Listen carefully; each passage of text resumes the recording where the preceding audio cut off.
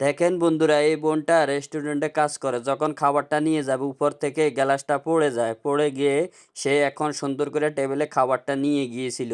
নিয়ে যাওয়ার পরে বোনটা বলতেছে, তুমি বাচ্চা নিয়ে কেন এসেছো এখানে? এখানে বাচ্চা নিয়ে আসার জায়গা? তো সে বলতেছে, এটা আমার বাচ্চা, আর কেউ নাই আমার সাথে থাকে। তো সে কি করেছে, প্লেটটাকে টের উপর থেকে সরাই যখন বাচ্চাটার সামনে দিবে, তার বাচ্চাটা হাত দিয়ে খাবার ধরেছিল।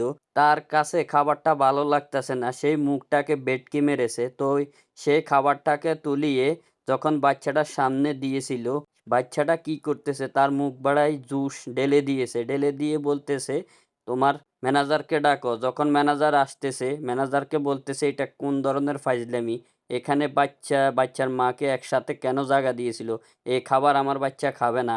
তো সে বকতেছে, তার ম্যানেজার বলতেছে, তোমাকে আমি বারবার মানা করেছি বাচ্চা নিয়ে এখানে আসবে না, তোমাকে আমি কাজে রাখতে পারবো না, কারণ তুমি হয়তো বাচ্চা রেখে দিয়ে আসবা, না হলে তুমি এখান থেকে চলে যাবা। তো দেখেন মেয়েটাকে এখন এখান থেকে সরিয়ে দিয়েছে। সরিয়ে দেওয়ার পরে তার যে খাবার অর্ডার করেছিল তার মুখে দিয়ে যা এসেছিল তা ব্যবহার করেছিল। এখন ম্যানেজারে মেয়েটাকে বাইর করে দিয়েছে।